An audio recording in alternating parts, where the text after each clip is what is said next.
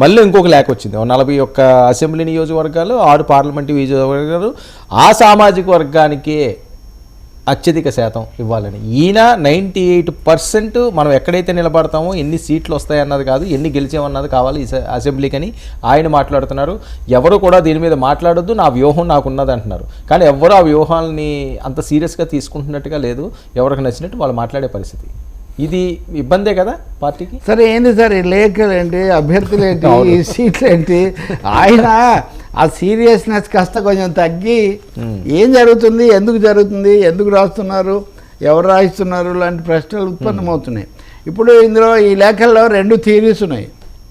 ఒకటి, చంద్రబాబుని నమ్మని వాళ్ళేమో చంద్రబాబు నాయుడే ఇలా చేయించి ముందు వాళ్ళ ద్వారా ఒత్తిడి తెచ్చిచ్చి ఈ ఇబ్బందిలో పెడుతున్నారు, ఆ విధంగా అంశాలు ఏమైనా ఎత్తుతున్నారు అంటే తెలుగుదేశం వాళ్ళు రాయిస్తున్నారని. రెండోది, కాదు వైసీపీ వాళ్ళు రాయిస్తున్నారు, ఈ అలయన్స్ వాళ్ళకి ఇష్టం లేదు కాబట్టి ఈ అలయన్స్ దెబ్బతీయటం కోసం కావాలని ఇలాంటి కుదరని వీలు కాని కోరికలని ముందుకు తెచ్చి ఆ విధంగా ఒక కలత, ఒక ఒత్తిడి పెంచడానికి ప్రయత్నిస్తున్నారు. ఆయన హరిరామజోగయ్య చాలా ఎక్స్పీరియన్స్డ్, చాలా అనేక రాజకీయ విన్యాసాలు చేశాడు. ఆయన ఏమో అమాయకంగా రాసే వ్యక్తి కాదు. అలాగే ఇప్పుడు చూడండి, అనకాపల్లి పార్లమెంటు తర్వాత అసెంబ్లీ మీరు తీసుకుంటే ఆయన ఎంత జాగ్రత్తగా రాసుకుంటూ వస్తున్నాడు. నాగబాబు అన్నారు, ఆ తర్వాత ఇప్పుడు అసెంబ్లీ ఏమో బొలిశెట్టి పేరు రాసి అక్కడ మళ్ళీ నాగబాబు పేరు. తిరుపతి అసెంబ్లీ అయితే నాగబాబు, పార్లమెంట్ అయితే అందుకే రకరకాల అంటే ఇన్ని ఆప్షన్స్, ఆయనే కండిషన్స్, ఆయన డైరెక్షన్స్, ఆయనే ఆప్షన్స్, ఆయనే ఛాయిస్లు, ఇదంతా ఏంటి, ఇదంతా అమాయకంగా జరుగుతుందని మటుకు మనం అనుకోలేం. దీనికి ఒక రాజకీయమైన పొలిటికల్ టార్గెట్ ఉంది. ఇంకా మీరు అన్నట్టుగా ఇప్పుడు అందరూ ఒకటే సామాజిక తరగతికి చెందిన కాపు నాయకులే, కాపు అభ్యర్థులే అయితే మరి అప్పుడు జనసేన పార్టీ మీద పూర్తిగా తద్వారా పవన్ కళ్యాణ్ మీద ముద్ర పూర్తిగా పడిపోతుంది కదా. ఆయన పదే నేను ఒక కులం కాదు లేదా ఒకటి కాదు అని పదే చెప్తూ వీళ్ళని కాపాడుకుంటూనే ఆ సందేశం ఆయన ఇస్తున్నప్పుడు వీళ్ళు ఇలాగే చేస్తూ ఉంటే పవన్ కూడా దూరం కావాల్సి వస్తుంది నా ఉద్దేశంలో. ఎందుకంటే ఆయన ముద్ర తను కోరికలు వేయించుకోలేడు కదా. డెఫినెట్గా వాళ్ళ మద్దతు కోరడము, వాళ్ళకు సంఘీభావంగా ఉండటం వేరు. కానీ అచ్చంగా ఇంకా ఒక్కటి కూడా బీరు పోకుండా అందరు మనవాళ్ళే ఉండాలి అంటే అప్పుడు తప్పకుండా అది కుదరదు. నిఖిల లోకం ఎట్లు నిర్ణయించిన తరుగులేదు విశ్వనరుడ నేను అని జాషువాని కోట్ చేసేటటువంటి పవన్ కళ్యాణ్ ఈ లేఖకి ఎలా ఒప్పుకుంటారు? ఇవన్నీ అంటే టీ కప్లో తుఫాను లాంటివి. ఎందుకంటే అసలు సంగతి అక్కడే ముందుకు నడవట్లేదు కాబట్టి. అంటే కరెక్టే సార్, టీ కప్లో తుఫాను అవ్వచ్చు, కానీ ఇది పెద్ద ఎత్తున వైరల్ అవుతున్నది కదా. ఇప్పుడు కాపు సామాజిక వర్గ గ్రూపులన్నింటిలో షేర్ అవుతున్నది. ఈ టికెట్లు అనౌన్స్ చేసేసిన తర్వాత వీళ్ళకి ఇస్తే బాగుంటుందని చెప్పి ఈయన మెన్షన్ చేసిన తర్వాత వాళ్ళు హోప్స్ పెట్టుకుంటే అదంతా ప్రెజర్ అవ్వదా పవన్ కళ్యాణ్ గారికి? అవునండి, ఇవన్నీ అసలు ఏమీ తెలియదని మనం ఎందుకు అనుకోవాలి? ఈ పేర్లలో చాలా పేర్లు పవన్ కళ్యాణ్ జాబితాలో కూడా ఉన్నాయేమో. ఇప్పుడు ఏదో దశలో ఈయన సలహా కోరో సూచన కోరో పవన్ కళ్యాణ్ కూడా అడిగి ఉండొచ్చు.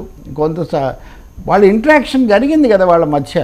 ఆ ఇంటరాక్షన్లో కొంత ఐడియా వచ్చి ఉంటుంది. అంటే లెటర్లు రాసిన తర్వాత ఎప్పుడు లేదని. ఏది లెటర్లు రాసిన తర్వాత ఈయన వరుస పెట్టి లిస్టులు ఇచ్చిన దగ్గర నుంచి పవన్ కళ్యాణ్ గారు ఈయన మాట్లాడిన సందర్భం కానీ కలిసిన సందర్భం కానీ ఏమీ లేదు. ఒక్కసారి చేశారు కానీ అదే ముద్రగడది అయిన తర్వాత చేశారు, ఇంకా చెయ్యరు కూడా. ఎందుకంటే మీరు బహిరంగంగా ఎప్పుడైతే మా పెద్దరికేమో గౌరవం ఎంతవరకు చిక్కు పెట్టనంత వరకు మీరు అన్ని బాహటంగా మాట్లాడి ఇప్పుడు ఒప్పుకుంటే ఒక తప్పు, ఒప్పుకోకపోతే ఒక తప్పు. ఒప్పుకుంటే ఈయనకేం స్వతంత్రమైంది లేదా, ఆయన ఎవరో లేఖలు రాస్తే అవన్నీ ఈయనలో ఒప్పుకుంటాడు, అలా అయితే ఆయనే ఇంత రాయించుంటాడు అని పవన్ కళ్యాణ్ కూడా కొంతమంది కామెంట్ చేసే పరిస్థితి వస్తుంది. అలానే అస్సలు ఒప్పుకోకపోతే మా బేసేమో మనము, ఓట్లేమో మనం వేయాలి, మన పెద్ద ఆయన మాట అస్సలు వినరా ఉంటుంది. అందుకే ఇది ఆయన ఉద్వేగాలకు లోను కాకుండాని తను కూడా ఏం ఉద్వేగానికి లోను కాకుండా ఒక లేఖ రాశాడు. ఆ లేఖ రాశాక ఈయన ఇప్పటికి 3 లేఖలు రాశాడు. అవును, కాబట్టి దాన్ని ఉల్లంఘించదలుచుకున్నారు హరిరామజోగయ్య. కాదండి, అక్కడన్నా బ్రేక్ పెట్టాలి కదా. జనసేన నుంచి ఎవరో ఒకరు మీరు ఎలా చేయొద్దు అని ఏదైనా గౌరవంగా పవన్ కళ్యాణ్ స్వయంగా పేరు తీయలేదు. నాగబాబు గారు కూడా ఇలాంటి వాటిని స్పందిస్తుంటారు కదా రెగ్యులర్ గా. జనసేన అంశం వచ్చిన నాగబాబు స్పందనలు ఈ మధ్య తగ్గడాన్ని మీరు గమనిస్తున్నారు. అవును, ఎందుకు? మీరు ఒకటేనండి, అన్నీ బాగున్నప్పుడు లేకపోతే ఒక క్లియర్ కట్ ఇండికేషన్స్ ఉన్నప్పుడు మీరు మాట్లాడగలుగుతారు.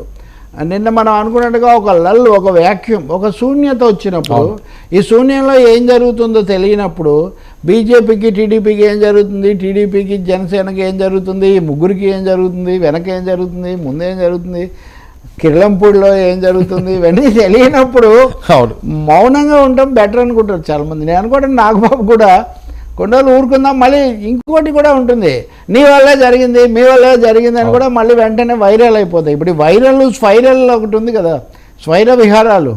ఈ స్వైర విహారాలను ఆపడము, దాన్ని ఎదుర్కోవడం అనేది కూడా ఒక సమస్యగా ఉంది. రెండోది నాగబాబుకు కూడా బలమైన అభిప్రాయాలు ఉన్నాయి. ఒకటి నిజమండి, నాగబాబు అయినా పవన్ కళ్యాణ్ అయినా వాళ్ళు ఐడియాలజికల్గా బీజేపీకి చాలా దగ్గరగా ఉన్నారు. అవును, భావపరంగా అలాగే రాజకీయ స్థాయి పరంగా వాళ్ళ ఏమనాలి అనుబంధాల పరంగా వాళ్ళు బీజేపీకి ఎక్కువ దగ్గరగా ఉన్నారు.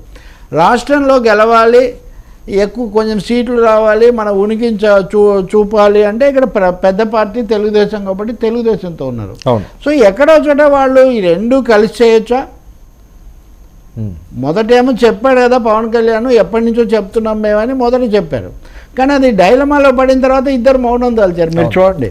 సో దీన్ని పరిష్కరించవలసింది నరేంద్ర మోదీ గారే, ఇంకా వేరే వీళ్ళు ఎవరు. ఆయన ఒక నిర్ణయం తీసుకొని చెప్పిన తర్వాతే వీళ్ళు స్పందిస్తారు. అప్పటి వరకు ఇదిగో మనం మీడియాలో చర్చించడము, పుస్తకాలు ఆవిష్కరించడము, సినిమాలు విడుదల చేయడము, ట్వీట్లు పెట్టడం, వీళ్ళిద్దరూ కుర్చీలు రాజకీయ సంభాషణలు ఏం లేవు కదా మీరు అబ్జర్వ్ చేసిన దాంట్లో. చంద్రబాబు నాయుడు గారు, పవన్ కళ్యాణ్ గారు లేదు, నిన్న చాలా జాగ్రత్తగా జగన్ మీద విమర్శ వాళ్ళని కలుపుతుంది ఒకటి, అదొక అంశం కాబట్టి దానికే వాళ్ళు ఎక్కువ పరిమితం అయ్యారు. అవతల వాళ్ళని హెచ్చరికలు తీవ్రంగానే చేశారు. చంద్రబాబు ఎక్కువ చేశారు నిజానికి. నిన్న కొంచెం మోర్ అగ్రెసివ్ చంద్రబాబు నాయుడు. ఆయన కూడా స్పీచ్ ప్రిపేర్డ్ స్పీచ్ లాగే ఉంది, దాన్ని చదివారు ఆయన. విధ్వంసం జరుగుతుంది, దీన్ని ఆపాలి అనే ఒక సింగిల్ పాయింట్ దీని మీద వెళ్ళారు. అక్కడికే రామకృష్ణ మటుకు కొంచెం జాతీయ స్థాయిలో వచ్చినవి ఈడీలు గిడీలు ఇలాంటివన్నీ కూడా ఆయన వరకు మెన్షన్ చేశారు. చాలా విచిత్రంగా అందరూ కూడా గల్లా జయదేవ్ అని మెన్షన్ చేశారు. సో ఆంధ్రప్రదేశ్లో గల్లా జయదేవ్ రాజకీయాల నుంచి విరమించటం ఇట్లాంటివి కూడా చెప్తూ